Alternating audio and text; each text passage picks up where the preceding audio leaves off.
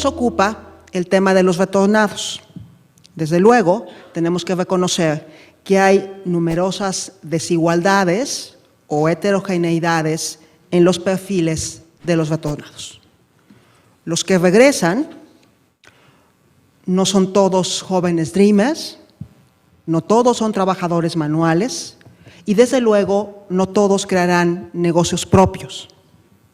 Los que reciben son por lo menos tres: la sociedad con sus dejos de discriminación, la economía que no crece y donde hay desempleo, y los gobiernos en plural, porque a mi parecer las políticas laborales para los retornados, que discutiremos el día de hoy, son intergubernamentales.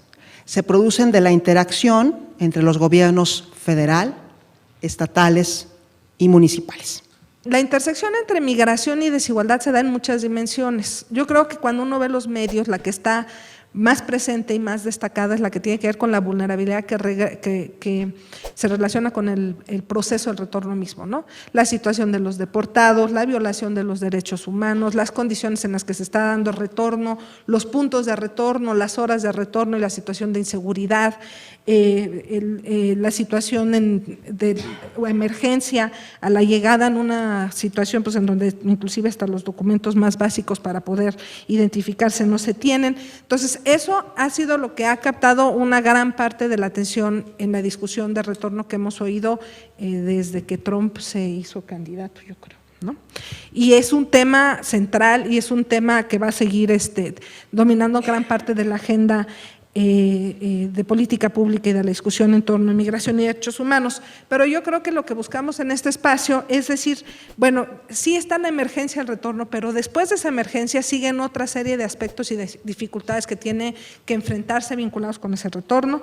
Y bueno, pues uno de los más urgentes, así como podemos hablar desde el tema de la vivienda, pues otro de los más urgentes y el que define además el acceso a otra serie de aspectos de servicios sociales, etcétera, pues tiene que ver con la reinserción laboral y con la falta de mecanismos institucionales de apoyo a los que regresan los retornados en un contexto que, como ya mencionaba, de esos mecanismos institucionales de apoyo pues están de por sí carentes, ¿no?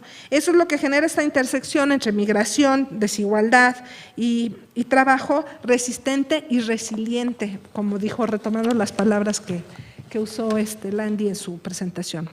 Un primer paso para definir políticas públicas focalizadas, no solo para la reinserción de migrantes de retorno, pero en general, es saber específicamente cuántos llegan, cuántos han llegado, quiénes son los que llegan, con quiénes lo hacen, cómo regresan, si regresan después de un proceso de deportación o regresan voluntariamente, regresan por dificultades económicas, si están preparados o no para regresar, hasta qué punto tienen ahorros para reinstalarse en el país, dónde lo hacen, dónde se insertan, regresan o no a la comunidad de origen y en general tratar de entender cuál es el contexto general de acogida local. Y antes de darle la palabra a nuestras invitadas, yo introduciré brevemente las características recientes de la migración de retorno a México desde Estados Unidos específicamente para poner un poco en contexto los desafíos de reincorporación laboral que nosotros detectamos. Ya varios de estas características se han anunciado en la introducción, pero sí pensamos que nos pueden ayudar a identificar un poco y poner en contexto. Los datos del Department of Homeland Security indican que alrededor de 1.5 millones de mexicanos fueron deportados durante la administración de Bush, los 8 años, casi 2 millones durante la presidencia de Obama, y es incierto qué ocurrirá en años próximos, pero podremos suponer que aún si se mantienen niveles similares, podríamos esperar un buen volumen de mexicanos que regresan. Desde 2009, el resultado de estos cambios es que el saldo neto migratorio entre México y Estados Unidos es casi nulo, sobre todo resultado de la menor emigración desde México, un mayor número de migrantes de retorno y un aumento también de inmigrantes nacidos en Estados Unidos, en su mayoría hijos de mexicanos que regresan. El 80% de la población nacida en Estados Unidos que reside en México es menor de edad. Si nos movemos un poco a tratar de entender las características sociodemográficas de los retornados, lo que vemos es que 2 de cada 3 retornados es hombre. Esto se ha mantenido relativamente constante en el tiempo, pero bueno, 1/3 es mujer y digamos no es nada despreciable, aun cuando en muchas ocasiones nos imaginamos al retornado, al migrante de retorno como hombre. 8 de cada 10 migrantes de retorno tiene entre 15 y 69 años de edad, por lo que se encuentra en edad de trabajar. Los retornados varones tienen tasas de participación económica por arriba de los no migrantes, 80% se encuentran económicamente activo en comparación con 76%, mientras que para las mujeres retornadas se observan que existen tasas ligeramente menores en la PEA, 35 y 37%. La gran mayoría de los retornados, el 68%, así como de los no migrantes, tiene un empleo asalariado, ya sea como empleados, peones o ayudantes con pago. Y entre los migrantes de retorno hay una mayor proporción de trabajo por cuenta propia, 22% contra 19%, pero esta proporción además es superior entre las mujeres. 24% se encuentra trabajando por cuenta propia en comparación con el 19% para los no migrantes. Y esta proporción es más alta que para los hombres, aun cuando este porcentaje es mayor de nuevo entre los retornados y no retornados. ¿Qué pasa con los ingresos mensuales? Tratando de entender un poco el contexto de incorporación laboral. Lo que vemos es que en términos generales, ustedes observan en negro los ingresos salariales para no migrantes y en azul para migrantes retornados. En general se observa que los ingresos medios mensuales de los retornados son ligeramente inferiores a los no migrantes, existe una brecha, digamos, salarial. Pero lo que podemos resaltar es que la media salarial de ambos grupos es baja, ¿de acuerdo? Estamos alrededor de los 6,100 pesos. Entonces, digamos, se encuentran de nuevo en niveles bajos, y lo que se observa en ambos grupos también es una brecha de género en el cual los hombres ganan más que las mujeres. Sin embargo, la brecha es mayor entre la población no migrante que entre la población retornada.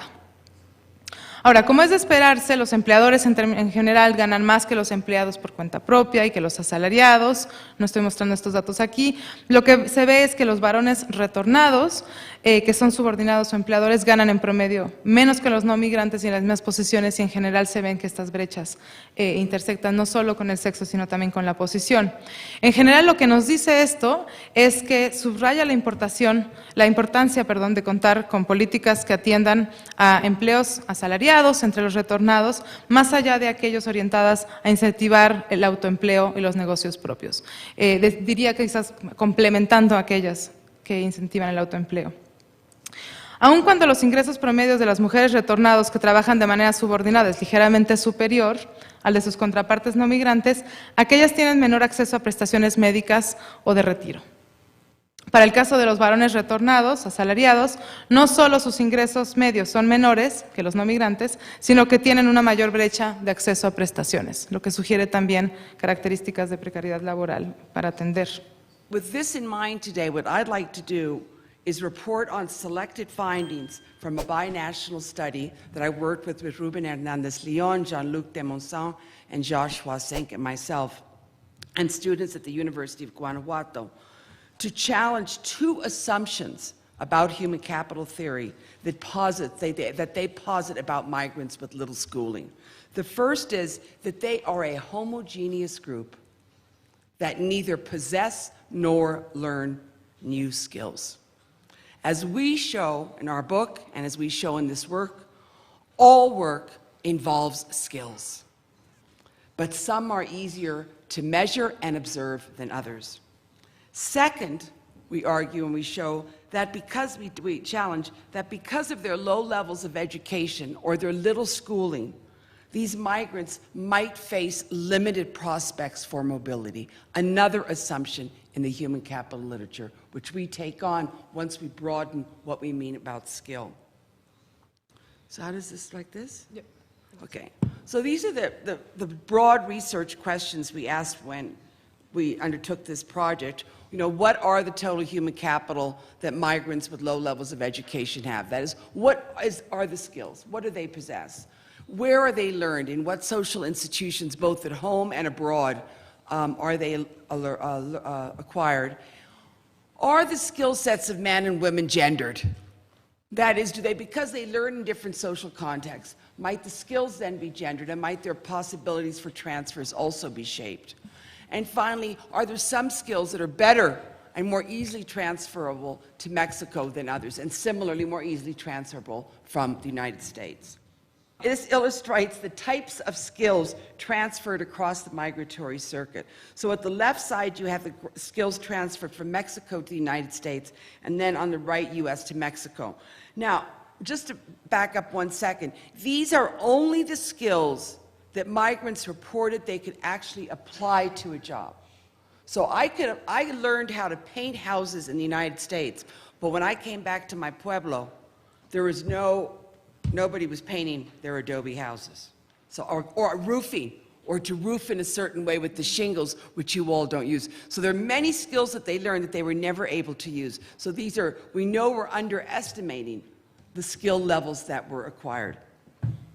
So as you can see from the left side, about half of the sample reported bringing skills from Mexico to the US. Furthermore, almost half of brought technical skills learned on the job, and most of these were learned machinist skills. This wouldn't be a surprise. You're coming from a manufacturing place like Leon, automotive repair, and construction-related skills, skills that are in high demand in the United States.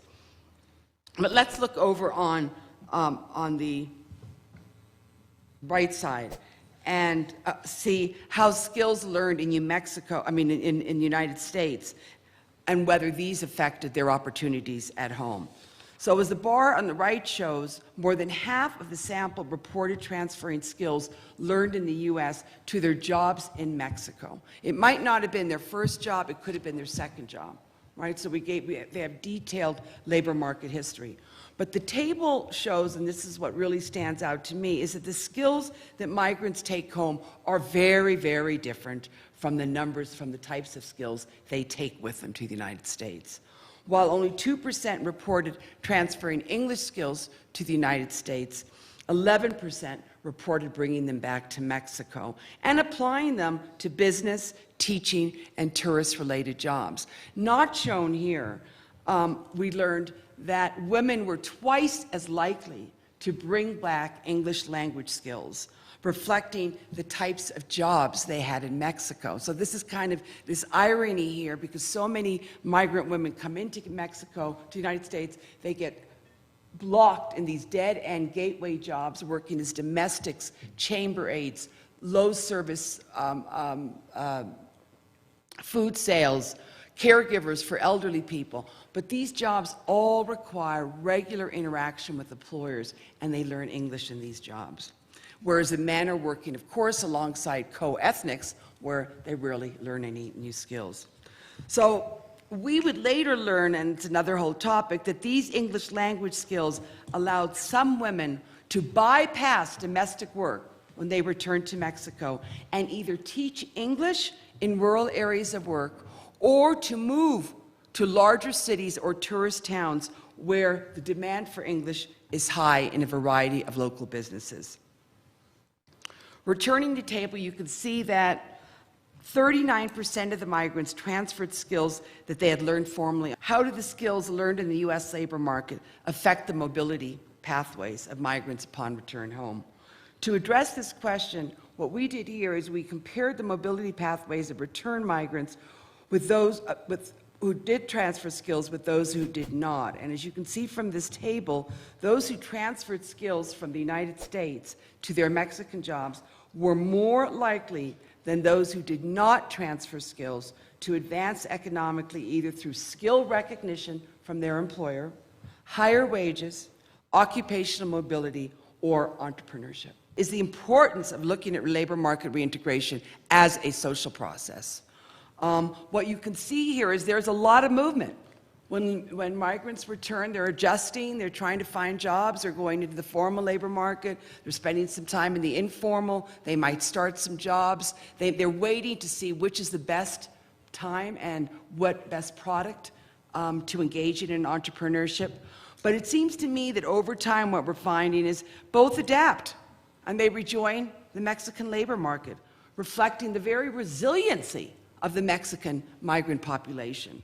And it appears that deportees who may face initial social stigma in the formal labor market, marginal self-employment as a stepping stone into entrepreneurship may be the most accessible mobility pathway for them. Claudia asked me to mention a few words, policy words, and I feel like I should be leaving this to you.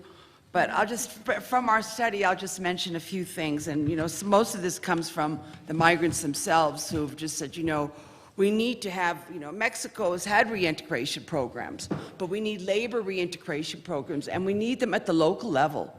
We need them at local level for skills certification. And I know that when Javier Diaz de Leon was executive director of IME, he tried to do this in the States. He worked with these comunitarios plazas and trade associations to see if he managed to get like dairy farmers certified, et cetera, and then have them bring those back. My thoughts here are that you could use your, you know, you've got an incredibly well-established network of technical high schools that could certify these skills at the local level and even provide scholarships, et cetera. And it doesn't mean that you're not, you know, you're not including non-migrants. They could be part of this process as well. I think definitely you've got to bring employers into the process and offer them seminars, maybe these state-level migration institutes that migrants trust and employers trust, to sensitize them to the plight of the return migrant and minimize labor market discrimination. I know that, you know, Mexican government stands far ahead of many receiving countries in terms of providing small loans, startup loans for businesses, and return migrants are well aware of that. But they also argue that they're ripe with problems and bureaucracy and high interest rates, et cetera, and said that they need to be brought down again to the local level and made easier to navigate. And finally, I just close by saying that we think the developing knowledge base around return migration and the socioeconomic issues raised by the presence of this special workforce presents the Mexican government with really a great opportunity to recast its vision of labor force development and explore new ways to nurture the promising relationship between return migration and domestic economic development. Del total de mexicanos que fueron deportados durante Bush, el 75% manifestó su intención de volver a cruzar la frontera, a diferencia del 33% en la época de Obama. Esto lo que nos está diciendo es que cada vez menos mexicanos retornados desean volver a los Estados Unidos. Y esto implicaría de inicio un impacto para el mercado laboral mexicano. Sin embargo, ¿qué es lo que hemos observado? Pues que desde 2005, en la Encuesta Nacional de Ocupación y Empleo, no se observan realmente cambios importantes, sino aquellas variaciones inerciales en la tasa de desocupación, lo cual nos lleva a concluir que realmente no ha habido un impacto significativo, una presión significativa en el mercado laboral mexicano con relación a las personas que han retornado. El promedio de desocupación se ha mantenido en 2.3, esto es el promedio, pero realmente si ustedes analizan mes con mes y año con año, la desocupación viene a la baja. El objetivo de la estrategia Somos Mexicanos es justamente dar a los mexicanos en retorno una atención integral, salud, educación, vivienda, albergue que puede ser temporal y oportunidades de empleo. Por primera vez en el país se cuenta con un programa especial de migración que es un programa incluyente.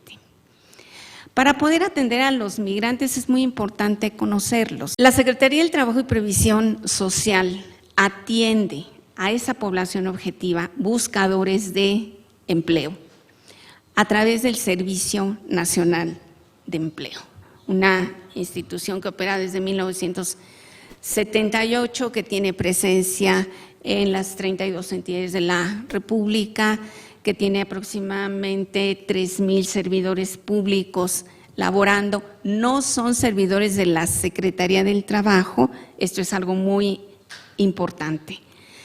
El Servicio Nacional de Empleo es un servicio federalizado, como se debe de entender la federalización o la centralización, es decir, un servicio donde el presupuesto federal se transfiere a las entidades federativas, que son quienes lo ejercen a través de 166 distintas oficinas.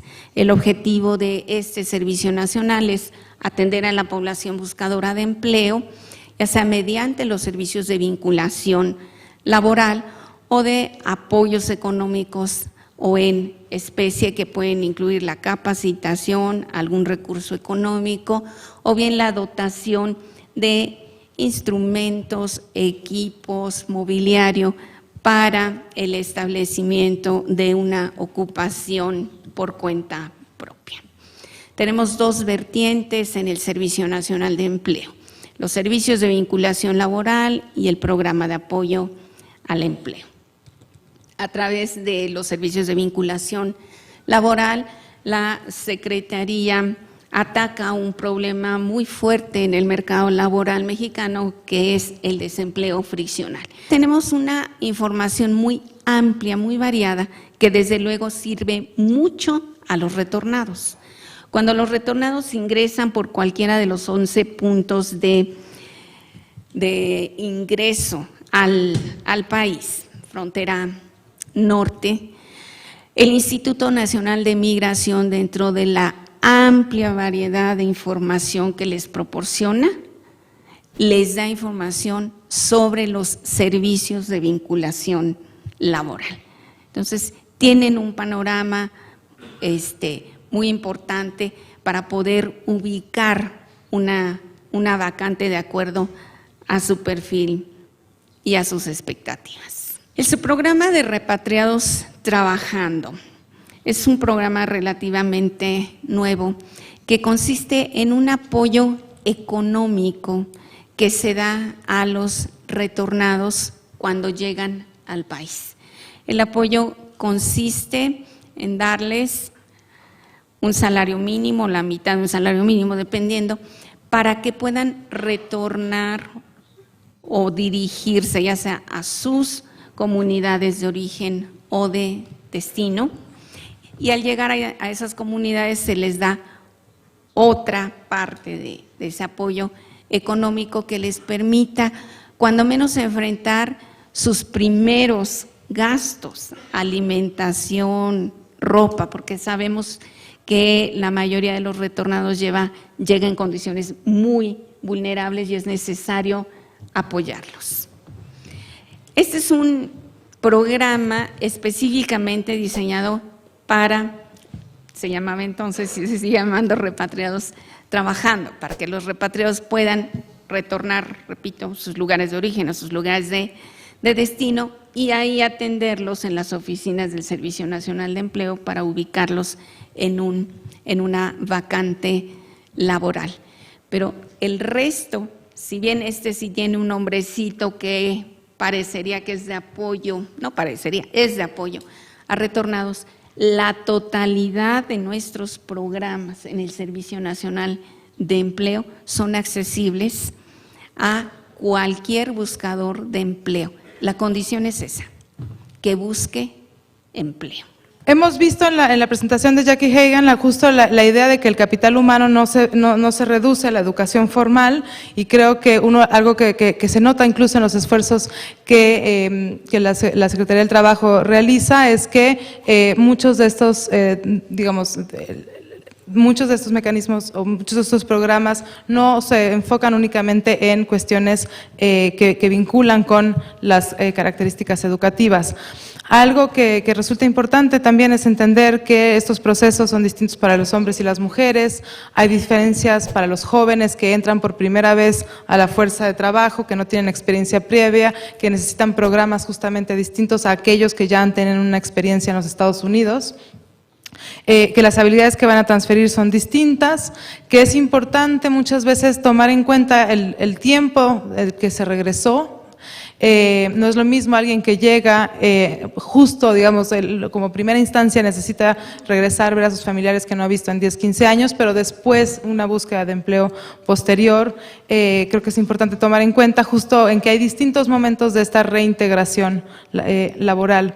Algo que es importante y que justamente se ve en los datos de la EMIF es que no todos los que regresan a México tienen la intención de permanecer en el país. Esto ha cambiado.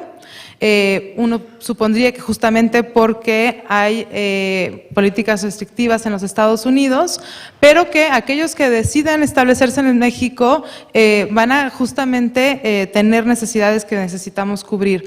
Y aquí, digamos, el dilema, supongo en muchos casos, es la separación familiar, el dejar a algunos miembros de la familia en Estados Unidos, el decidir quién va a tener la custodia de los hijos si regresa un adulto, y digamos, la disyuntiva entre el volver a regresar a México, a Estados Unidos, donde se encuentran los hogares, las familias que se encuentran separadas, o permanecer en México, traer a los familiares, establecerse, abrir un negocio, encontrar un empleo, etcétera. Entonces, esta distinción definitivamente resulta interesante y digamos, agradezco mucho que justo en la presentación salen los datos de la EMIF como estos distintos procesos. Una vez que los mexicanos deciden establecerse, entonces tenemos responsabilidades justamente que atender.